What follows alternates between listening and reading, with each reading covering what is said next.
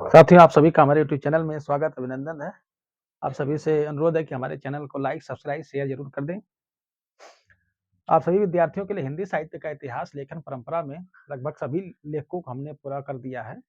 हिंदी साहित्य लेखन परंपरा में एक छूट रहे थे आचार्य नंद दुलारे वाजपेयी, जिनका एक प्रसिद्ध ग्रंथ है। इनकी प्रसिद्धि का कारण भी है और इनकी प्रसिद्धि खास तौर से ये आलोचक के रूप में है, नंद दुलारे वाजपेयी जी। तो आचार्य नंद दुलारे वाजपेयी जी का प्रसिद्ध ग्रंथ हिंदी साहित्य 20वीं शताब्दी, जो कि एक इनका प्रसिद्ध ग्रंथ है, नंद दुलारे वाजपेयी जी का। और इनकी प्रसिद्धि का कारण भी यही ग्रंथ है, और भी इनके ग्रंथ है। इनकी प्रसिद्धि के कारण तमाम रचनाएं भी हैं जो आलोचनात्मक इन्होंने किया है। तो आचार्य नंद दुलारे वाजपेयी के बारे में आइए हम आपको विस्तार से बताते हैं। उनके जन्म के बारे में, उनके व्यक्तिगत जीवन तथा उनकी रचनाओं के बारे में। अगर वीडियो लंबी बनी तो 2 पार्ट में बनाऊंगा, नहीं तो एक ही पार्ट में मैं आपको पूरा कर दूंगा। तो ये जानते हैं नंद दुलारे वाजपेयी जी के बारे में, उनकी व्यक्तिगत जानकारी, तथा इसके बाद हम बताएंगे आपको उनकी साहित्यिक जानकारी के बारे में बताएंगे। तो आइए लिख लिख के करके एक एक चीज करके बताते चलते हैं नंद दुलारे वाजपेयी जी के बारे में। आचार्य थे, ये आचार्य थे, इन्हें आचार्य की उपाधि से विभूषित किया गया था। इन्हें आचार्य नंद दुलारे वाजपेयी के नाम से जाना जाता था। आचार्य अर्थात जो काव्य शास्त्री पद्धतियों का अनुसरण करता है, या इस तरह की रचनाएं करता है, या इस तरह का विद्वान होता है, तो उन्हें आचार्य की उपाधि दी जाती है। या शास्त्रीय पद्धतियों का या काव्य शास्त्रीय पद्धतियों का जो अनुसरण करता है, उसे आचार्य की उपाधि दी गई है। इस तरह के आचार्य आप देखेंगे तो मध्यकाल में, रीतिकाल में देखेंगे तो आचार्य कवि भी रहे हैं। तो आचार्य कवि उंगलियों पर ही गिनने पर मिलते नहीं हैं। इस तरह से मुक्तक कवि बहुत ज्यादा मिलते हैं। तो ये आचार्य रहे, आचार्य नंद दुलारे वाजपेयी। आपका जन्म हुआ था 4 सितंबर 1906 में। 4 सितंबर 1906 ईस्वी में आपका जन्म हुआ था। इनका जन्म उत्तर प्रदेश में एक जिला पड़ता है उन्नाव, ठीक है, उन्नाव, उत्तर प्रदेश। उत्तर प्रदेश में एक जिला पड़ता है उन्नाव में, जहां इनका नंद दुलारे वाजपेयी जी का जन्म 4 सितंबर 1906 में हुआ था। यह जानना बहुत जरूरी है आपको कि इनका जन्म कब हुआ था, क्योंकि जो प्रसिद्ध राइटर हैं, आलोचक हैं या इतिहासकार हैं, इन लोगों को पूछता है इनके जन्म के अनुसार इनको सीरियल लगाइए, तो पंक्ति लगाइए, तो इसमें अगर पता रहेगा कि ये इनका जन्म इतने समय में हुआ है, तो ये आप उसकी पंक्ति लगा सकते हैं। इनका जन्म 4 सितंबर 1906 जिला उन्नाव में हुआ था। उन्नाव कहाँ पड़ता है? उत्तर प्रदेश में पड़ता है। और आपका स्वर्गवास हुआ था 21 अगस्त 1967 को। आपका स्वर्गवास जो हुआ था 21 अगस्त 1967 ईस्वी, 21 अगस्त 1967 ईस्वी को उज्जैन में आपका स्वर्गवास हुआ था डॉक्टर या आचार्य नंद दुलारे वाजपेयी जी का। तो नंद दुलारे वाजपेयी जी की ये जन्म कुंडली है। इनका जन्म उन्नाव में हुआ था, उत्तर प्रदेश, 1906 ईस्वी में, और उनको 1967 में ही, बहुत कम आयु तक चले। तो इनकी एक विशेषता है कि नंद दुलारे वाजपेयी ये साहित्यकार थे, ठीक है। नंद दुलारे, इन्होंने साहित्य की रचना की, साहित्यकार थे, ये पत्रकार भी थे नंद दुलारे वाजपेयी, ठीक है। नंद दुलारे वाजपेयी पत्रकार भी थे, इन्हें ये संपादक भी थे, इन्होंने कई ग्रंथों का संपादन भी किया, ठीक है, पत्रों का। तो संपादक भी थे नंद दुलारे वाजपेयी, और सबसे बड़े तो ये थे कि ये आलोचक थे। नंद दुलारे वाजपेयी आलोचक थे। नंद दुलारे वाजपेयी बहुत बड़े आलोचक थे, ठीक है। और ये प्रशासक भी कुछ दिन तक ये प्रशासक भी रहे हैं, ठीक है। तो इनकी विशेषता है नंद दुलारे वाजपेयी की कि ये साहित्यकार, पत्रकार, संपादक, आलोचक तथा पत्रकार, प्रशासक भी रहे हैं। खास तौर से नंद दुलारे वाजपेयी जी आलोचना के क्षेत्र में इनकी प्रसिद्धि बहुत ज्यादा है।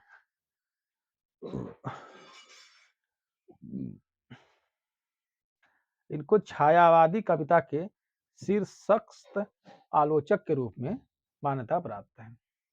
छायावाद जानते ही हैं, छायावादी आलोचक, ठीक है। प्रमुख रूप से नंद दुलारे वाजपेयी छायावादी आलोचक रहे हैं। प्रमुख रूप से आलोचक रहे हैं कौन?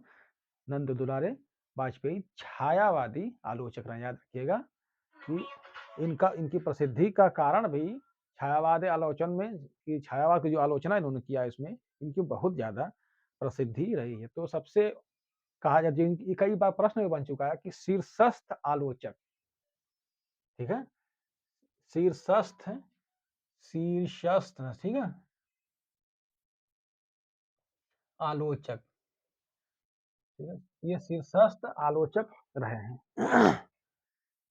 थ रहेगा, शीर्षस्थ आलोचक, ये छायावादी, ठीक है, शीर्षस्थ आलोचक रहे हैं। कौन? छाया, शीर्षस्थ छायावादी आलोचक रहे। ऐसे लिख रहे हैं, ऐसे यहाँ लिख रहे हैं, उल्टा हो गया थोड़ा। ये शीर्ष यहाँ आ रहा, देखिए, हाँ देखिए, शीर्षस्थ छायावादी आलोचक रहे हैं। कौन? नंद दुलारे वाजपेयी, यानी कि सबसे उच्च, उच्च का मतलब हो गया कि इनसे आगे कोई नहीं रहा है छायावादी आलोचना के क्षेत्र में।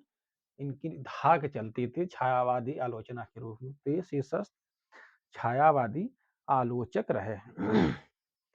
शुक्लोत्तर युग के भी शुक्लोत्तर युग, खासतौर पर शुक्ल उत्तर युग, शुक्ल जी के बाद का युग जो रहा है उसके भी आलोचक रहे, यानी कि जो छायावाद का समय चलता है उस छायावाद के आलोचक रहे हैं। इनके पिता का नाम गोवर्धन लाल वाजपेयी था। इनके पिता थे, पिता कौन थे? गोवर्धन, गोवर्धन लाल वाजपेयी। नंद दुलारे वाजपेयी के पिता का नाम था गोवर्धन लाल वाजपेयी। माता जनक दुलारी था। इनकी माता का नाम था जनक दुलारी। बहुत इंपॉर्टेंट नहीं है लेकिन इसको लिख लीजिए। इनकी पत्नी का नाम था, सिलेबस जब तैयार किया गया उसमें डाल दिया गया, सावित्री देवी, ठीक है। इनकी पत्नी का नाम था सावित्री। तो ये इनका बायो है, इनका, ये नंद दुलारे वाजपेयी जी का, ठीक है। ये शीर्षक छायावादी आलोचक रहे हैं। खास तौर से ये छायावाद के क्षेत्र में इनकी धाक चलती रही है। इन्होंने संपादक, हमने बताया ना, संपादक रहे हैं, संपादक। ये 1930 से 1932 तक, 1930 से 1932 ईस्वी तक, 1930 से 1932 ईस्वी तक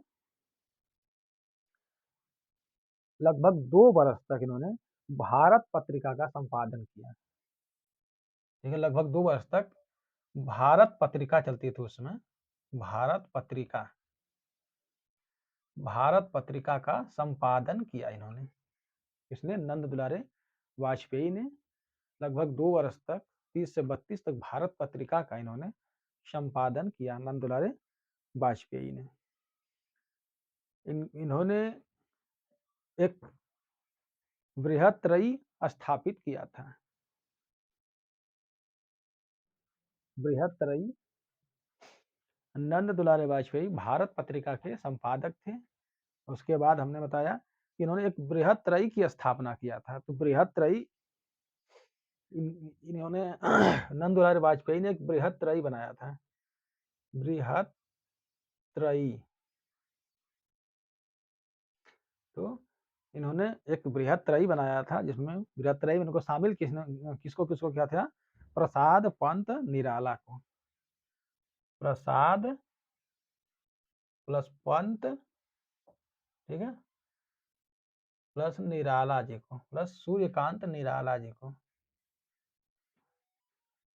निराला। तो प्रसाद पंत पंत और निराला को मिलाकर इन्होंने बृहत्त्रयी की स्थापना यानी कि त्रयी यानी कि 3 लोग जो कि बृहत रूप में इन्होंने इनको शामिल किया। किसको? प्रसाद, पंत, निराला। प्रसाद, पंत, निराला को इन्होंने बृहत्त्रयी के रूप में स्थापित किया था। दोस्तों इतना लिख लीजिए, आगे मिटा करके करने जा रहे हैं ऊपर से, वीडियो रोक कर लिख लीजिएगा। तो मिटा दिया हूँ, ऊपर आइए। बृहत्त्रयी के रूप में नंदलाल वाजपेयी ने प्रसाद, पंत, निराला को स्थापित किया था।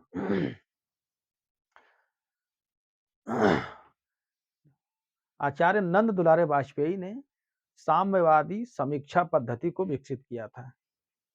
ठीक है, साम्यवादी साम्यवादी अर्थात जिसमें सभी सामान्य हो जाएंगे, सब बराबर हो जाएंगे, उसी को साम्यवादी कहा गया है। तो साम्यवादी समीक्षा पद्धति, साम्यवादी समीक्षा पद्धति, समीक्षा पद्धति, एक साम्यवादी समीक्षा पद्धति, उसमें शुक्लोत्तर युग यानी कि छायावाद उत्तर युग में चल रही थी, प्रगतिवाद या प्रगतिशील जिसे कहा गया। तो यही साम्यवादी समीक्षा पद्धति का इन्होंने विकास किया था, पद्धति का को विकसित किया। ठीक है, विकसित किया। वाजपेयी ने साम्यवादी समीक्षा पद्धति को विकसित किया था। जिसमें स्वच्छंदतावाद एवं कलावाद एवं आध्यात्मवाद सभी परस्पर आपस में घुल मिल गए। इस साम्यवादी पद्धति में क्या क्या मिल गए आपस में? स्वच्छंदतावाद, स्वच्छंदतावाद, स्वच्छंदतावाद। ठीक है, इसमें क्या क्या मिले? स्वच्छंदतावाद, कलावाद, आध्यात्मवाद प्लस कलावाद, कलावाद प्लस अध्यात्मवाद, अध्यात्मवाद। उस समय जो प्रचलित वाद थे, कलावाद जानते ही हैं कि जब प्रगतिशील या प्रगतिवाद जब अपने चरम पे पहुंचा तो पाश्चात्य जितनी भी मान्यताएं थी, विचारधाराएं थी, उसको भारत की जानते हैं विचारधारा जो थी आध्यात्मवाद रही है हमेशा, पाश्चात्य की हमेशा रही है भौतिकवाद। तो कलावाद, स्वच्छंदतावाद मतलब जो तमाम परिपाटियों में काव्य शास्त्रीय बंधनों में बंधे हुए थे, जितनी भी रचनाएं हो रही थी उनसे मुक्त होकर, स्वच्छंद होकर, इस समय के छायावादी या स्वच्छंदतावादी युग में स्वच्छंद स्वच्छंद होकर बिल्कुल मुक्त रूप से रचनाएं कर रहे थे। तो ये जो समीक्षा में इन्होंने नंद दुलारे वाजपेयी ने जो समीक्षा किया है, इसमें इन्होंने जो स्वच्छंदतावाद था, कलावाद था और अध्यात्मवाद था, यानी कि स्वच्छंदतावाद जो भारत की जो पद्धति चल रही थी उस समय, कलावाद पाश्चात्य पद्धति तथा भारत का जो अध्यात्मवाद रहा है प्राचीन पद्धति, इन तीनों को इन्होंने घुला मिला दिया अपने इसमें, इस समीक्षा पद्धति में। ठीक है, जो समीक्षा, जो साम्यवादी समीक्षा पद्धति, साम्यवादी में समान बना दिया इन्होंने, सामान्य रूप से कर दिया इसको, इसको बराबर कर दिया, किसी को विशेष न करके साम्यवादी इसको इसमें घुला मिलाकर एक में बैठा दिया। तो इन 3 चीजों को, स्वच्छंदतावाद, कलावाद तथा आध्यात्मवाद को इन्होंने आपस में परस्पर परस्पर घुला मिला दिया, घुला मिला दिया। इस समय अजान हो रही है, थोड़ा रुक जा रहे हैं, कुछ लोग को दिक्कत हो सकती है। तो दोस्तों आचार्य नंद दुलारे वाजपेयी ने, अजान हो चुकी है, अब आइए बताते हैं आगे। भाई किसी की धर्म की भावना को क्यों हम भड़काएं, इसको मानना है अपना जो जैसे हो, भारत स्वतंत्र है, संविधान से भारत चलेगा। तो नंद दुलारे वाजपेयी ने साम्यवादी समीक्षा पद्धति को विकसित किया और उसमें इन्होंने स्वच्छंदतावाद, कलावाद तथा इस पद्धति से इन्होंने स्वच्छंदतावाद जो चल रहा था उसमें जो कलावाद चल रहा था, जो अध्यात्मवाद चल रहा था, आपस में उनको परस्पर घुला मिला दिया।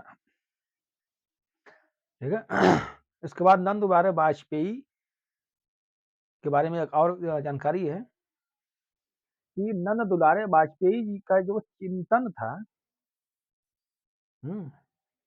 इनका चिंतन यानी कि ये जो सोचते थे, क्या क्या कहना चाहते थे अपने रचनाओं के माध्यम से, तमाम तरह की जो थी रचनाएँ ये दिखना चाहते थे, वो जो उनको उनका जो ये विचारधारा जो आई थी, ये विचारधारा किससे प्रभावित थे ये जयशंकर प्रसाद जी से प्रभावित थे, ठीक है?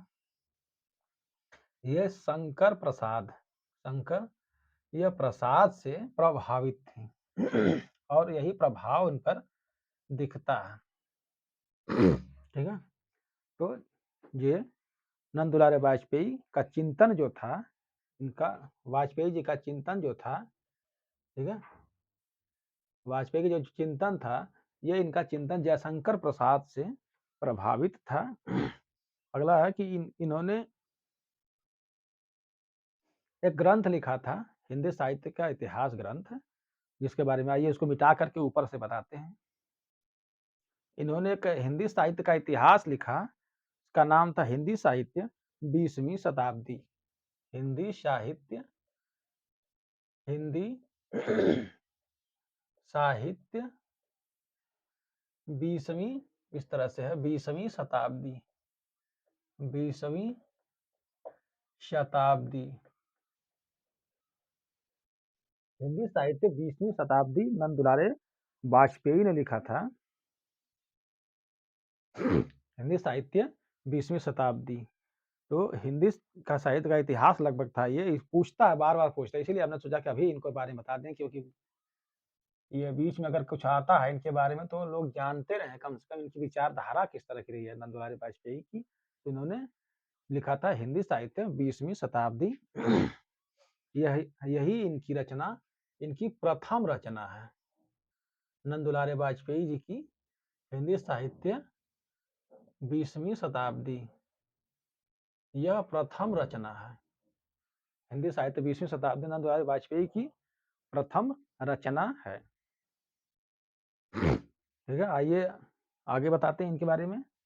हिंदी साहित्य 20वीं शताब्दी इनकी इसकी नंद दुलारे वाजपेयी की प्रथम रचना है।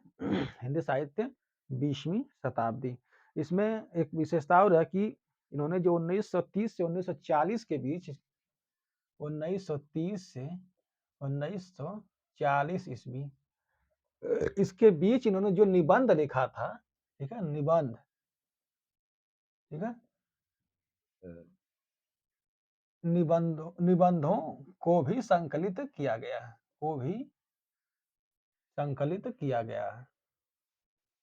संकलित मतलब इसे शामिल किया गया है, संकलित किया गया है। 1930 से 1940 के बीच में उन्होंने जो निबंध लिखा था, उन निबंधों को भी, इसकी विशेषता है कि हिंदी साहित्य 20वीं शताब्दी की कि इसमें जो शामिल थे, इनके निबंधों को भी 1930 से 40 के बीच जो लिखे गए निबंध, इसके मध्य जो लिखे गए निबंध, उनके निबंधों को भी इसमें संकलित किया गया। इन्होंने प्रयोगवाद पर भी लिखा। ये प्रयोगवाद के आलोचक भी रहे हैं। प्रयोगवाद ये प्रयोगवादी भी रहे हैं, प्रयोगवादी आलोचक भी रहे हैं। तो प्रयोगवाद पर भी इन्होंने लिखा है, लेकिन इन्होंने प्रयोगवाद के बारे में एक स्टेटमेंट कहा। इनका जो है प्रयोगवाद इनको अच्छा नहीं लगा, तो उन्होंने प्रयोगवाद के बारे में एक बहुत बड़ी उक्ति कह दी है, जो कि पूरे इतिहास, हिंदी साहित्य के इतिहास जगत में प्रसिद्ध हो गई है प्रयोगवाद के क्षेत्र में। तो इन्होंने जो प्रयोगवाद लिखना चाहा, तो उसमें उनको जो लगा उन्होंने कह दिया। इन्होंने कहा कि प्रयोगवाद जो है बैठे ठाले का धंधा है। प्रयोगवाद बैठे ठाले का धंधा है।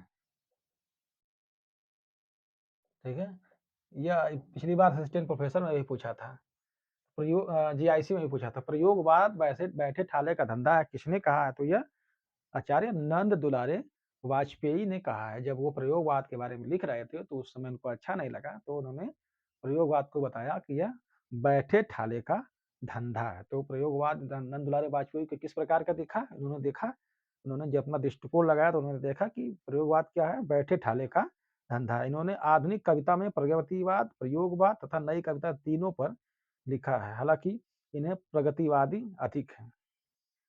तो आधुनिक कविताओं में जो आधुनिक कविताओं में इन्होंने लिखा है राम दुलारे वाजपेयी ने आधुनिक कविताओं में ठीक है, आधुनिक कविताओं में उन्होंने जो लिखा है वो जो लिखा उन्होंने प्रगतिवाद, प्रयोगवाद तथा नई कविता पर इन्होंने लिखा है।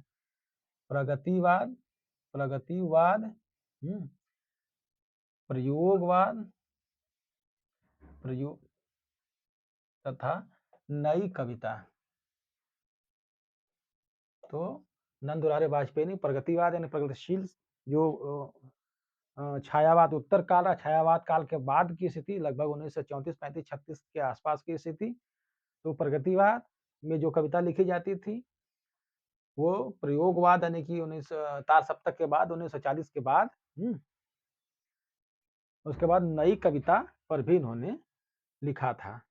नई कविताओं पर भी इन्होंने लिखा, लेकिन सबसे ज्यादा ये प्रगतिवादी थे। ठीक है, सबसे ज्यादा इन पर जो प्रभाव है वो प्रगतिवाद का प्रभाव मिलता है। इन्होंने सबसे ज्यादा प्रगतिवाद लिखा, तो उन्होंने प्रगतिवाद, प्रयोगवाद, नई कविता सब पे है नंदुराय वाजपेयी ने, लेकिन सबसे ज्यादा इन्होंने प्रगतिवाद से ये सबसे ज्यादा प्रभावित था और उसी पर इन्होंने अपना रचना सबसे ज्यादा किया है। ठीक है, आइए आगे जानते हैं इनके बारे में और क्या क्या जानकारियां हैं। आगे इनकी जो आलोचनात्मक दृष्टि रही है किस प्रकार की रही है, तो इनकी जो आलोचनात्मक कृतियां हैं, ठीक है, आलोचनात्मक आलोचनात्मक जो आलोचनात्मक कृतियां हैं उनमें क्या क्या मिलता है, याद रखिएगा। इन्होंने जो आलोचना किया है उस आलोचना में मिलता क्या क्या क्या आलोचनाओं में खासतौर से क्या क्या ध्यान देते थे, इनकी आलोचनात्मक कृतियों में क्या क्या मिलता है। यह स्टेटमेंट भाई देखिए नेट जेआरएफ इत्यादि असिस्टेंट प्रोफेसर या पीजीटी में होता है, उसमें जबरदस्त पूछता है, या आर्मी टीजीटी वगैरह में भी जो लॉन्ग क्वेश्चन होते हैं उन्हें पूछता है। तो आलोचनात्मक कृतियों में मिलता क्या है इनके, तो उनके कृतियों में नूतन दृष्टिकोण मिलता है। क्या मिलता है? नूतन माने नया, नूतन दृष्टिकोण, दृष्टिकोण मिलता है। नूतन दृष्टिकोण, इनकी कृतियों में नूतन दृष्टिकोण, मौलिक चिंतन, मौलिक चिंतन, मौलिक चिंतन यानी कि ये किसी का नकल नहीं करते हैं, ठीक है, नकल ये नहीं करते हैं, तथा प्रौढ़ विवेचन, तथा प्रौढ़ विवेचन, विवेचना, ठीक है। इनकी जो आलोचना कृतियां उनमें क्या क्या मिलता है देखने को, जब उसको आप आलोचना करेंगे देखेंगे तो बिल्कुल नई नई चीजें उनमें शामिल रहती हैं। उनमें नूतन दृष्टिकोण मिलता है इनकी आलोचना कृतियों में, मौलिक चिंतन यानी कि ये किसी का नकल वकल नहीं किया, स्वयं के विचार से इनके जो निकला है, और जो इनकी प्रौढ़ विवेचना, प्रौढ़ विवेचना मतलब होता है, प्रौढ़ का मतलब एकदम बिल्कुल पक गए हैं, मटकी एकदम पक गई, उनको कुछ बताना नहीं है, कोई कमी नहीं रहती, बिल्कुल शुद्ध रूप से विवेचना करते हैं ये। तो ये नूतन दृष्टिकोण, मौलिक चिंतन तथा प्रौढ़ विवेचना इनकी कृतियों में जो आलोचनात्मक कृतियां उनमें मिलता है। एक इनके बारे में और विशेषता है, अगली विशेषता क्या है, विशेषताएं बहुत हैं, बताते जा रहा हूं, लिखते जाइए कि इनकी समीक्षा पद्धति जो होती है, इनकी इनकी जो समीक्षा पद्धति है, समीक्षा पद्धति, नंद दुलारे वाजपेयी की जो समीक्षा पद्धति है उसे क्या कहा जाता है, तो नंद दुलारे वाजपेयी की समीक्षा पद्धति को क्या कहा जाता है, तो इसे सौष्ठववादी कहा जाता है। ठीक है, इसे सौष्ठववादी, सौष्ठववादी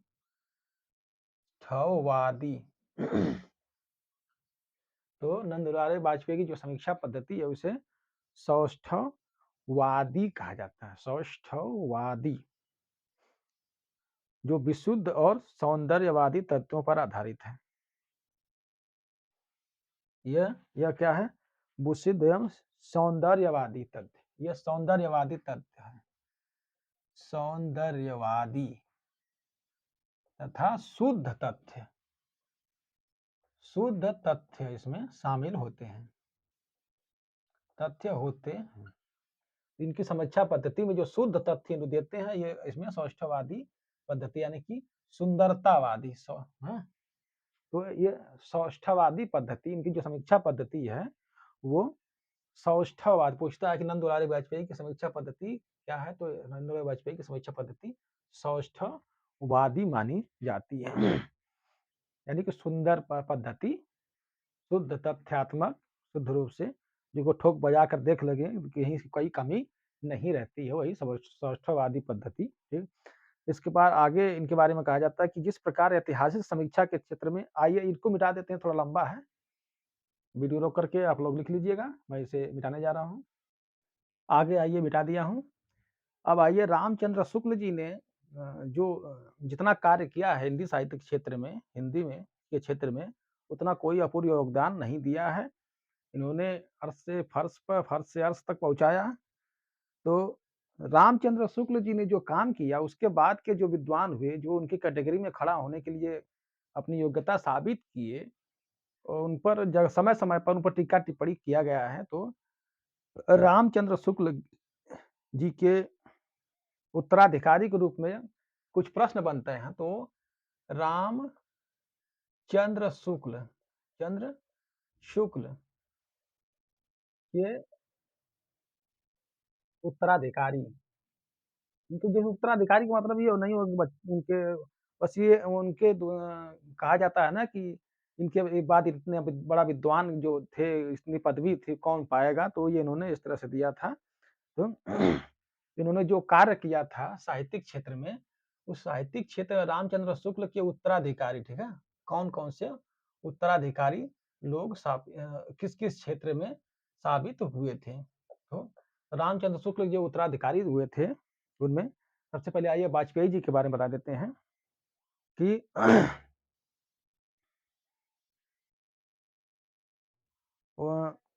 व्यावहारिक क्षेत्र में, जो व्यावहारिक है, आलोचना का जो व्यावहारिक क्षेत्र है, व्यावहारिक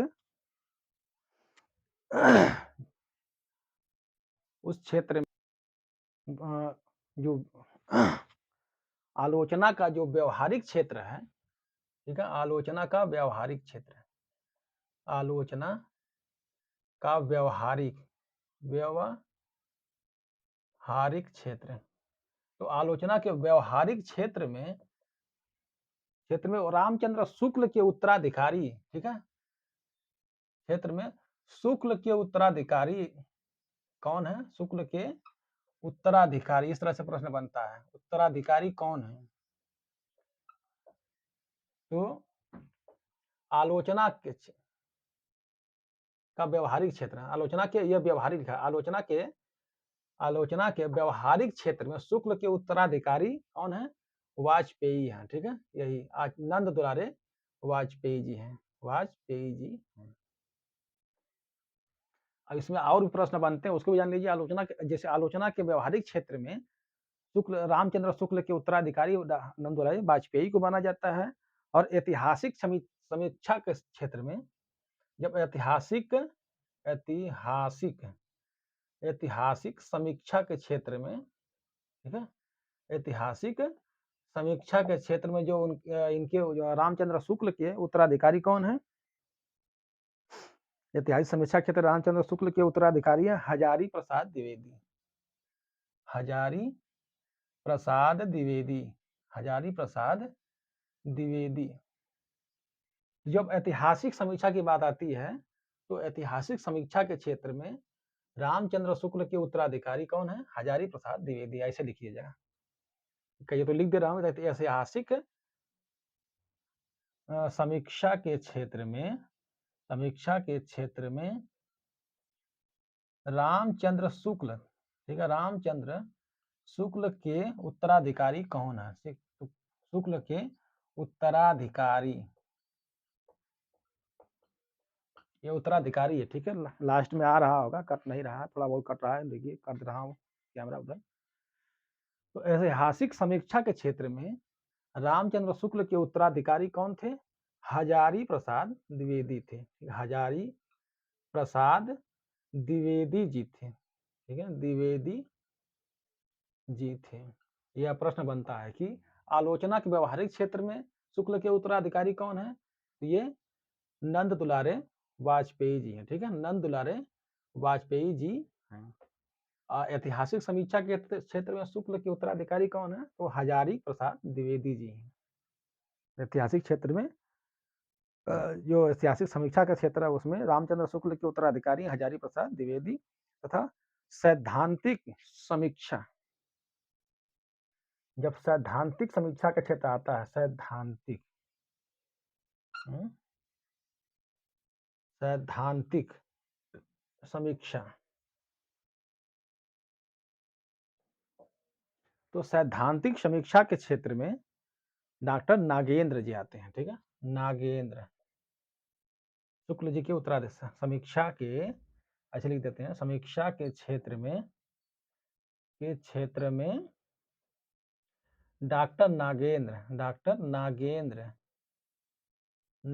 जी शुक्ल के नागेंद्र जी शुक्ल के उत्तराधिकारी हैं, उत्तराधिकारी माने जाते हैं। याद रखिएगा, ये 3 प्रश्न बहुत इंपॉर्टेंट प्रश्न है, बहुत ज्यादा पूछता है, खासतौर से बड़े एग्जामों में पूछता है, छोटे एग्जामों में नहीं।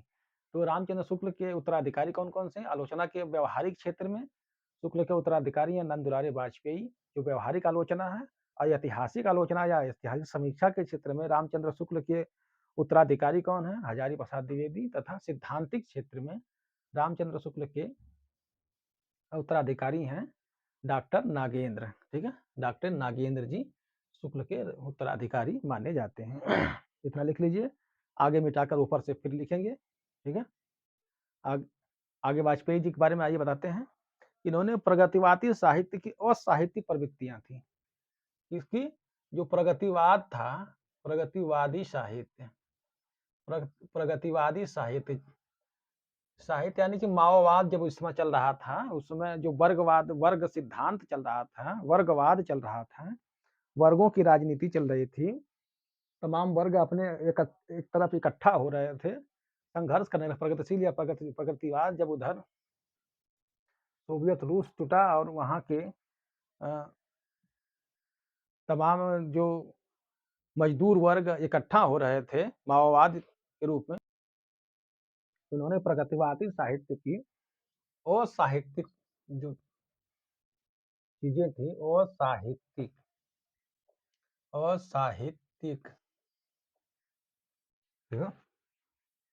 असाहित्यिक प्रवृत्तियां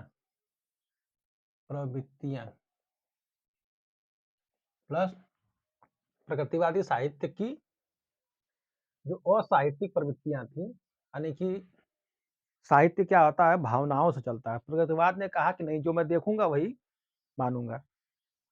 प्रगतिवाद साक्षात इस स्थूल इस जगत की बात करता है, लेकिन साहित्य क्या होता है, जहां न पहुंचे रवि वहां पहुंचे कवि। साहित्य में भावनाएं चलती हैं, तो भावनाओं का मतलब ये होगा, अगर आप तथ्य पर उसको निचोड़ेंगे तो बिल्कुल सत्य नहीं हो पाएगा, लेकिन साहित्य में जो लिखा जाता है वो आनंद की प्राप्ति के लिए लिखा जाता है। तो प्रगतिवाद में एक तरफ नारा पाश्चात्य में चल रहा था, जागो मजदूरों, एकत्र हो जाओ मजदूरों, उठो संघर्ष करो, छीन लो, तमाम तरह के नारे लगाए जा रहे थे, माओवाद शुरू हो गया था, सोवियत रूस भी टूटा, तो उसका प्रभाव भारत पर भी पड़ा। 1935-36 के बाद मजदूर वर्ग, जिसे सबसे निचला वर्ग माना जाता था, वो भी एकत्रित होकर के अपने हक के लिए, लड़ाई के लिए खड़ा हो गया मैदान में और संघर्ष करने लगा, जिसमें अमीर और गरीब वर्ग, जो अमीर वर्ग था एक और पूंजीवादी था, एक इधर जो गरीब वर्ग जो था वो भी एकत्रित होकर एक दूसरे के बीच वर्गवादी संघर्ष चलने लगा। तो कई बार इस तरह से प्रश्न भी बना कि वर्गवाद कब चला है, तो वर्गवादी संघर्ष कब है, तो ये जो प्रगतिशील या प्रगतिवाद रहा। देखिए, प्रगतिशील और प्रगतिवाद में अंतर है। प्रगतिशीलता क्या है, प्रगतिशीलता क्या, ये अगर जानेंगे तो ये शब्द खास तौर से आपके जो साहित्य है उसके लिए प्रयोग हुआ। प्रगतिशील और प्रगतिवाद ये कहीं बतिया है। प्रगतिवाद तब आता है जब आप प्योर, एकदम बिल्कुल प्योर, यानी कि शुद्ध रूप से आप राजनीतिक बातें करते हैं, राजनीतिज्ञ हैं, और उससे संबंधित कोई भी बात है या प्रवृत्तियां हैं, तो वो प्रगतिवाद में आ जाता है। अगर वही चीज़ें अगर साहित्य में वही बतिया साहित्य में कही जाती है तो उसको प्रगतिशील के नाम दिया जाता है। तो याद रखिएगा प्रगतिशील और प्रगतिवाद में यही अंतर है, दोनों बतिया एक ही है। तो साहित्य में क्या होता है, साहित्य भावनाओं से चलती है। तो वही जब उस समय जब चरम पे अमीर और गरीब वर्ग चला तो वहाँ तमाम तरह के ऐसे इधर इंडिया में, भारत में डॉक्टर भीमराव अम्बेडकर जी खड़े हुए, जिन्होंने तमाम पाखंडों का विरोध किया, धर्म का विरोध किया। विरोध इसलिए नहीं किया कि उनको विरोध करना था, इसलिए विरोध किया कि ये उनके शोषण का कारण था। इसलिए उन्होंने पाखंडों का विरोध किया। पाखंड उनका शोषण कर रहा था, सदियों से उनके लोगों को सता रहा था और उनको हक देने से मना कर रहा था। उन्होंने अपने मजदूर वर्ग को, अपने सबसे जो दबे कुचले लोग हैं, दलित वर्ग हैं, उनको भी उठाया। उधर पाश्चात्य में तमाम तरह के संघर्ष चल रहे थे। तो उस समय का जो साहित्य था, विकृत हो गया था। विकृत का मतलब हो गया था कि हर चीज़ों में सत्य ढूँढा जाने लगा था। अब सत्य ढूँढेंगे तो मिलेगा नहीं, तो जहाँ न पहुँचे वहाँ पहुँचे कवि, जहाँ न पहुँचे रवि वहाँ पहुँचे कवि। तो उसी को यहाँ कह दिया गया प्रगतिशील साहित्य की असाहित्यिक प्रवृत्तियाँ थी उनको, ठीक है? तथा कथित प्रयोगवादी काव्य की, तथा जो प्रयोगवाद में क्या एक चीज़ ये, दूसरा चीज़ ये, ठीक? ये दूसरा चीज़ ये। प्रयोगवाद प्रयोगवाद में एक शब्द आता है उच्छृंखला। हुँ? उच्छृं उच्छृंखला जो शब्द आता है, हुँ? उच्छृंखलता प्रवृत्ति, ठीक है?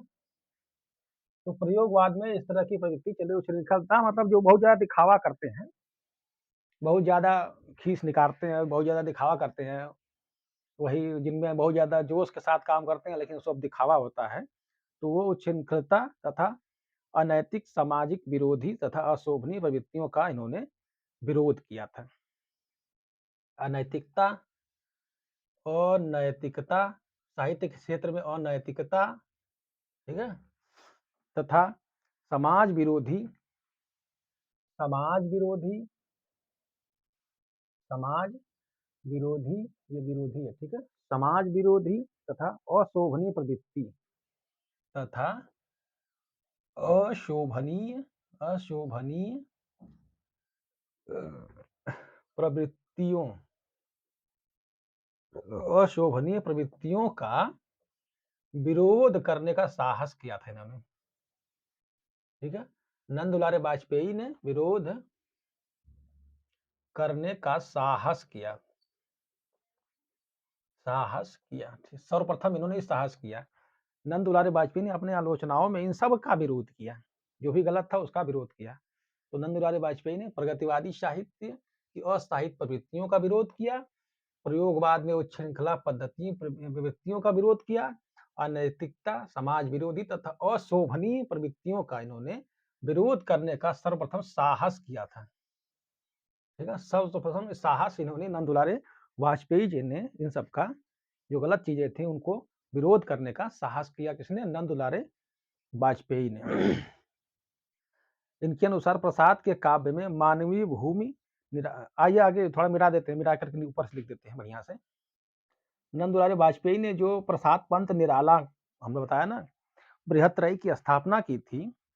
तो प्रसाद, सुमित्रानंदन पंत और निराला के बारे में इन्होंने अपने आलोचना में कहा क्या है, ठीक है? इन्होंने नंद दुलारे वाजपेयी ने हमें बताया शुरू में कि प्रसाद पंत और निराला बृहत्त्रयी की स्थापना इन्होंने किया था। उनके बारे में उन्होंने जो आलोचना किया है, उन आलोचनाओं के बारे में जान लीजिए उन्होंने उनके बारे में कहा क्या है, उनके रचनाओं के बारे में क्या कहा है। इन्होंने कहा है कि नंदलाल वाजपेयी ने कहा है, ठीक है? प्रसाद यानी जयशंकर प्रसाद, शॉर्ट में करते रहे। प्रसाद के काव्य में नंदलाल वाजपेयी ने क्या कहा है? प्रसाद जयशंकर प्रसाद के काव्य में मानवीय भूमि मिलती है। क्या है? मानवीय भूमि। प्रसाद के काव्य में क्या है? मानवीय भूमि, ठीक? तथा निराला के काव्य में बुद्धि तत्व है। निराला के, सूर्यकांत त्रिपाठी निराला, ठीक है? निराला के काव्य में क्या है? बुद्धि तत्व है। बुद्धि तत्व यानी कि बुद्धि का प्रयोग हुआ है। प्रसाद के काव्य में मानवीय भूमि, ठीक है, जयशंकर के प्रसाद के काव्य में मानवीय भूमि मिलती है, यानी कि मानवता मिलती है, ठीक है। और सूर्यकांत त्रिपाठी निराला के काव्य में बुद्धि मिलती है, बुद्धि का तत्व यानी कि ज्यादा से ज्यादा बुद्धि का प्रयोग हुआ है। और पंत के काव्य में तथा तथा सुमित्रानंदन पंत पंत के काव्य सुमित्रानंदन पंत के काव्य में क्या बताया इन्होंने कि कल्पना की प्रधानता है, में कल्पना की प्रधानता है, की प्रधानता है, प्रधानता है। तो नंद दुलारी वाजपेयी जी ने स्टेटमेंट दिया, आपने जो बृहत्त्रयी की स्थापना किया था प्रसाद पंत निराला, तो उसमें इन्होंने इन लोगों के बारे में क्या क्या कहा कि प्रसाद के काव्य में मानवीय भूमि मिलती है, ठीक है, निराला के काव्य में बुद्धि तत्व मिलता है तथा पंत के काव्य में कल्पना मिलता है। याद रखिएगा, ये कई बार प्रश्न पूछा है, तो ऐसे लिख लीजिए यहाँ पे एक बार। प्रसाद में क्या है? मानवीय भूमि है, मानवीय भूमि है। निराला में क्या है? बुद्धि तत्व है, निराला में बुद्धि तत्व, बुद्धि तत्व है, ठीक है। तथा पंत पंत के काव्य में क्या है? कल्पना है, कल्पना। ये बृहत्त्रयी के बारे में इन्होंने आलोचना में 2 शब्दों में कह दिया है कि इनके रचनाओं में क्या-क्या मिलता है। तो प्रसाद के रचनाओं में मानवीय भूमि मिलती है, निराला की रचनाओं में बुद्धि तत्व मिलता है तथा पंत की रचनाओं में कल्पना का आनंद मिलता है। आचार्य वाजपेयी की प्रेरणा और प्रभाव से रंगभूमि के विशुद्ध आदर्शवादी प्रेमचंद गोदान तक आते-आते आदर्श उन्मुखी यथार्थवादी हो गए। तो ये चीज़ें आप जानते होंगे, कई चीज़ें नहीं जानते, आगे हम जब प्रेमचंद के बारे में पढ़ाएँगे तो याद रखिएगा, उसमें मिलेगा आपको कि प्रेमचंद जी पहले आदर्श उन्मुखी थे, ठीक है? अब बाद में वो आदर्श उन्मुखी यथार्थवादी हो गए। ये कई बार पूछा है कि प्रेमचंद, ठीक है? प्रेमचंद अंत में अंत में आदर्शमुखी, आदर्शोन्मुखी, आदर्शोन्मुखी यथार्थवादी हो गए थे, यथार्थवादी हो गए थे, याद रखिएगा। लेकिन प्रेमचंद जी पहले क्या थे? आदर्शवादी थे। प्रेमचंद जी पहले आदर्शवादी थे। प्रेमचंद सबसे पहले आदर्शवादी थे। तो ये इस जो बाद में ये प्रेमचंद जी अ, आदर्श उन्मुखी यथार्थवादी हो गए। ये ये इनके नंद दुलारे वाजपेयी के प्रभाव के कारण, ठीक है? प्रभाव के कारण, नंद दुलारे वाजपेयी के प्रभाव कारण ही इनका प्रभाव पड़ा है, बहुत ज़्यादा प्रभाव पड़ा है। मिला पड़ा होगा, मिले होंगे लोग आपस में, कुछ विचारधारा बदली होगी। तो इसके कारण ही प्रेमचंद जी पहले आदर्शवादी थे, बाद में आदर्श उन्मुखी यथार्थवादी हो गए, ठीक है? पहले आदर्श उन्मुखी थे, आदर्शवादी थे, बाद में आदर्श उन्मुखी यथार्थवादी। ये कई बार प्रश्न पूछा है। इस प्रश्न को एक बहुत इंपॉर्टेंट प्रश्न लिख लीजिए कि प्रेमचंद अंत में पहले प्रेमचंद आदर्शवादी थे, ठीक है? अध्यात्मवादी, आदर्शवादी थे। बाद में ये आदर्श उन्मुखी यथार्थवादी हो गए, यानी कि जो बात यथार्थ की बातें थी, स्थूल जगत की थी, उसको ये कहना शुरू कर दिए थे अपनी रचनाओं के माध्यम से। तो दोस्तों ये भाग 1 में भाग 2 में मिलूँगा मैं। भाग 1 में यह वीडियो लंबी हो रही है, इसलिए नंद दुलारे वाजपेयी जी की जो रचनाएँ हैं, उसके बारे में मैं पार्ट 2 यानी कि भाग 2 में चर्चा करूँगा। तो आप सभी से निवेदन करता हूँ कि आप सभी हमारे चैनल को लाइक, सब्सक्राइब, शेयर कर दें और मैं मिलता हूँ नंद दुलारे वाजपेयी की रचनाओं के बारे में लेकर के भाग 2 में। तब तक के लिए नमस्कार।